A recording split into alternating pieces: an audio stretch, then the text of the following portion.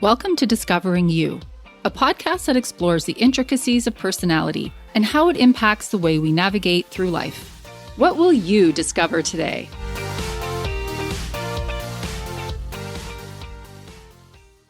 Hi, everyone. Hi, Heather. Hi. Today I'm going to be discussing emotional intelligence, also known as EQ. Before I dive into it, though, it's time for the disc analogy that I do at the beginning of each episode. Last time it was National Book Day. I compared disc to different literary genres. This month, it's International Tea Day on the weekend. So I'm going to break down the disc factors according to type of tea. If high D was tea, what would it be? It would be chai, nice and spicy. High I would be a matcha latte, fun and very on trend. High S would be chamomile, calm and soothing. And high C would be English breakfast because that's proper. Do you drink tea, Heather? I do. I drink chai. Oh, you drink chai. Okay, well, that's interesting. That's sort of connected to your profile. I do want to say sometimes people will tell me that their disc profile doesn't line up with the drink I've chosen. Let me just clarify. It's not intended to. It's really meant to describe the essence of the tea/disc factor. So it doesn't mean you have to like it. For instance, S is my highest factor, but I don't like chamomile tea, even though I know it would be good for me to drink. However, my other two factors do line up with the drinks, English breakfast and chai. Okay, back to today's topic, EQ. It's buzzed about a lot, but what does it really mean? And how important is it in our day-to-day lives? As it turns out, it's very important, not only in our personal lives, but in our professional lives too. It's not something that most of us grew up thinking about, well, depending on your age, I guess.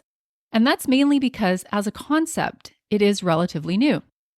It was only introduced in 1990 by Peter Salovey and John Mayer, not the singer, a professor and a researcher, respectively. And even then, most people didn't really become aware of it until 1996, when Daniel Goleman's book entitled Emotional Intelligence: Why It Can Matter More Than IQ was released.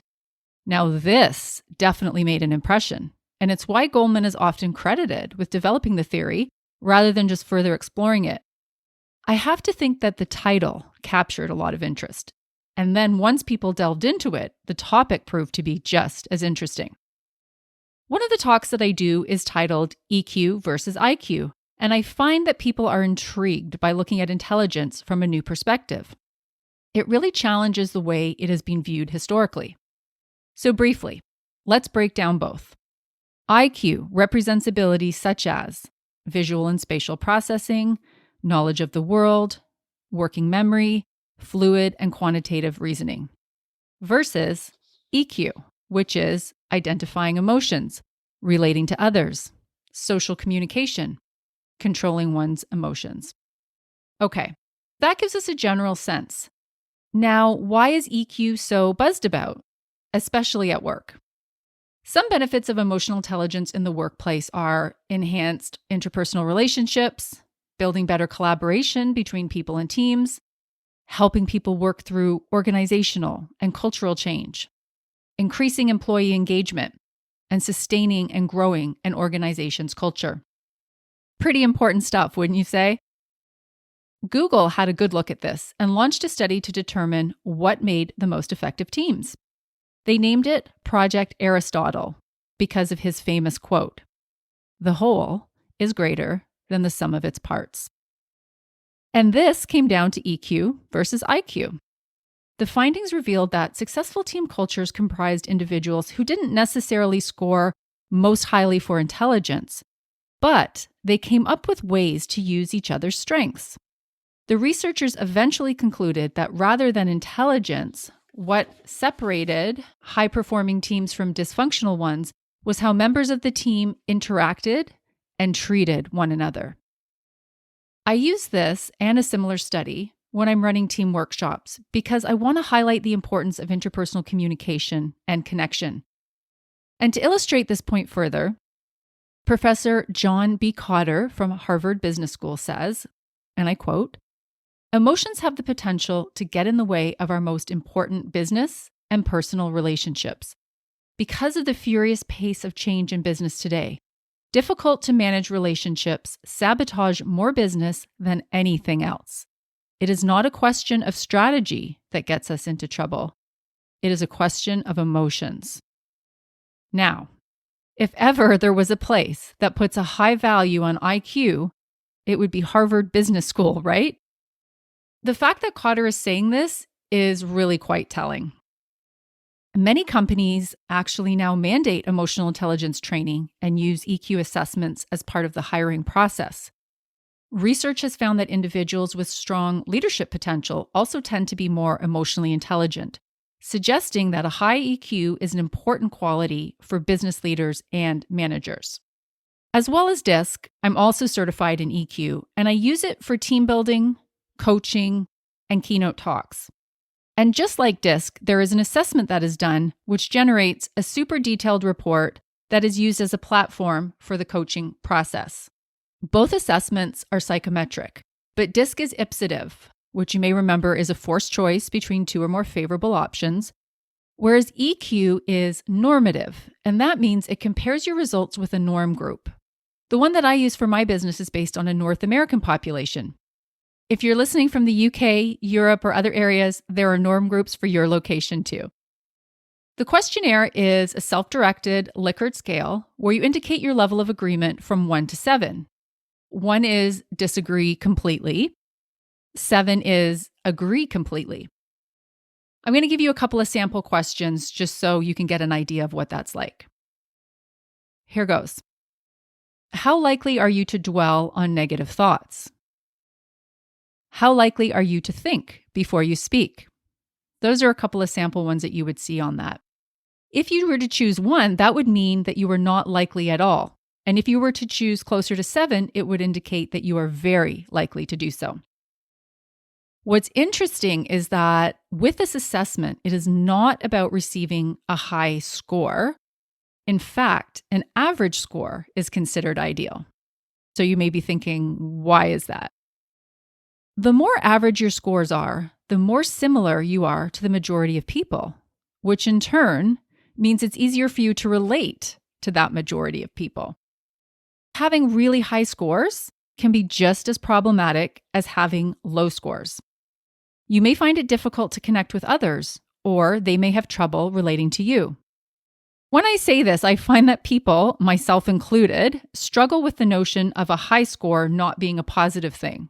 How about you, Heather? I see you nodding your head. I also feel the same way about a high score. I mean, I went through this process with you. I did the test. We had a coaching session about it, and I had not high scores or average scores, but relatively low scores in most categories. And that was heart-wrenching for me until I actually understood it, the areas of it, and then, the ways to improve, right? The coaching side of it. Right. Thank you for sharing that. And yeah, that's exactly it. I think traditionally we get hung up on seeing a high number, right? Ooh, I got like an 80 or I got a 90. That's great. I'm going to tell you a little story about myself in a minute that will kind of illuminate that as well. There are many facets to emotional intelligence, and certainly more than we have time to get into today. But when I'm running a session, I start by breaking it down to its essential core, which is intrapersonal. So let me just clarify, INTRA, intrapersonal, which is understanding and managing emotions in ourselves. This involves self-awareness. And then there is interpersonal, INTER, interpersonal, which is understanding and influencing emotions in others. And that involves things like empathy. When I present this information during my sessions, I usually like to pause at this point and I will ask the participants which one they think people are stronger in. Are we better at understanding ourselves and how to self-monitor, or at understanding and influencing others? Heather, do you want to have a crack at this? I don't know what the answer is for the general population, but for myself, it's easier to recognize emotions in others than myself. I don't necessarily think it's easier to influence those emotions in others as it is in myself, but definitely recognizing them, for me anyways, it feels easier. Yeah. No, and that's insightful because it isn't sort of either or, it's a little bit of both in that answer. So I like that. Often the answer does surprise people. we are actually better at recognizing emotions in others than ourselves. So, kind of like what you said there, Heather. And the reason for that is we can pick up on visuals and behavior cues from others.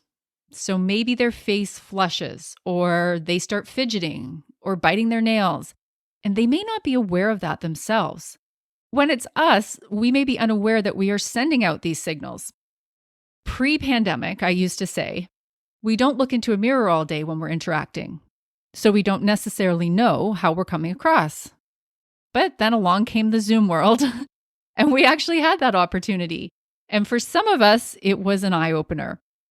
Looking at that with intrapersonal, the self-awareness one, there are these considerations. Are you familiar with your personality style? Are you more of a talker than a listener? Would you say you're an optimist versus a realist? Do you know your DISC and EQ profiles? The more self-awareness you have, the greater your ability is to interpret and connect with others. For the interpersonal, and specifically empathy, this is the ability to understand and share the feelings of another. Now, this one is tricky because it's often confused with sympathy, which it's not. Sympathy is, maybe feeling sorry for somebody. That is not the same thing as empathy. It is the ability to put yourself in someone else's shoes. Now, this is one of those things that some people have naturally, and for others, they really have to work at it. For those who have challenges with it, there are strategies to help you improve it, and that's one of the great takeaways from the EQ assessment and coaching. I don't think it's a stretch or a surprise to realize that building up empathy would be a good self-improvement exercise. What may seem counterintuitive, though, is that having an abundance of empathy can be detrimental. So there is also work to be done through EQ that helps with that. Does that come as a surprise to you, Heather? Yes. That it would be problematic to have too much empathy? It does come as a surprise to me, except that I do have some friends who are very empathetic. And so they take on everything of people around them, and it seems detrimental to them. Yeah. It feels like a lot. And that's very insightful that you are saying that as somebody on the outside looking in. It's not you experiencing it, but you're maybe recognizing that in others, which would indicate a little bit of empathy right there. For me, I can definitely speak to this, as this is part of my personal story. When I was training to get my EQ certification, I went through the process myself, and this came up in the coaching. Remember, I mentioned that an average range is considered ideal, anywhere between, let's say, 30 and 70%. Well, my empathy score was in the high 90s. This was a real learning moment for me because it enabled me to recognize that sometimes you can have too much of a good thing, and that something that can be your superpower can also be your kryptonite. While the empathy served me in so many ways, and specifically in the work I do, it also threatened that very same work. There were some instances where I would take on the worries and the problems of my clients, and that would leave me feeling depleted. So exactly what you recognized, Heather. And that's not good, because then I can't be at my best for anyone, and I run the risk of burnout.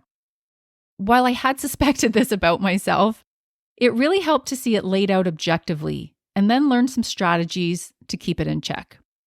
I mentioned that there are many facets in the emotional intelligence assessment. Under the umbrella of intrapersonal, we see facets such as self-esteem, optimism, stress management, impulse control. Now, here comes the DISC connection. Often when I'm working with clients, I've done both their DISC and EQ profiles, and I do see a correlation between certain DISC factors and EQ facets. For example, let's look at the facet of impulse control. I often mention that high Is are spontaneous, and that is certainly fun and positive. But another way that manifests is impulsive behavior. It's fairly normal for someone with high influence in their profile to have a lower score on impulse control. Think of the sample question I mentioned earlier. You could probably guess that high Is, being more spontaneous, would tend to respond quickly and speak without thinking about it for too long.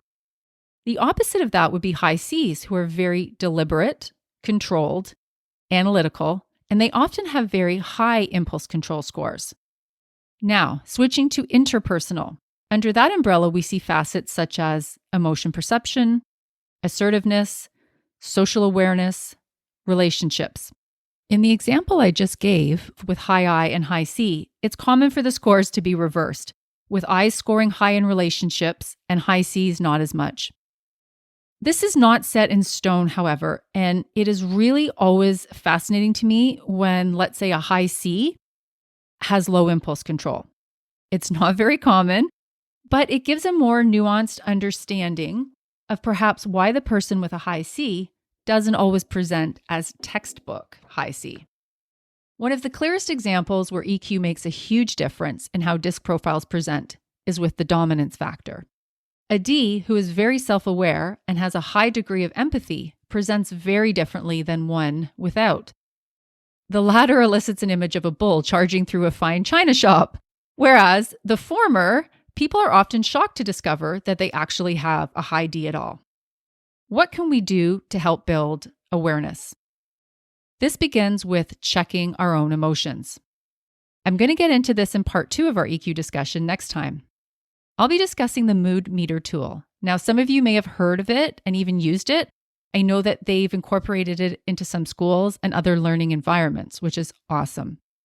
Also, Brené Brown has a beautiful new book called Atlas of the Heart, which explores identifying emotions as well. I definitely want to talk about that in a future episode too. This week, we have a listener question from the last episode on reframing introversion.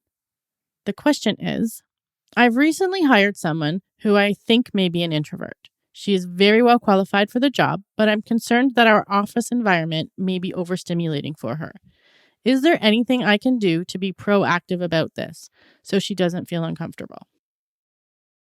First of all, I love that this question is being asked and that the effort and consideration is going into it.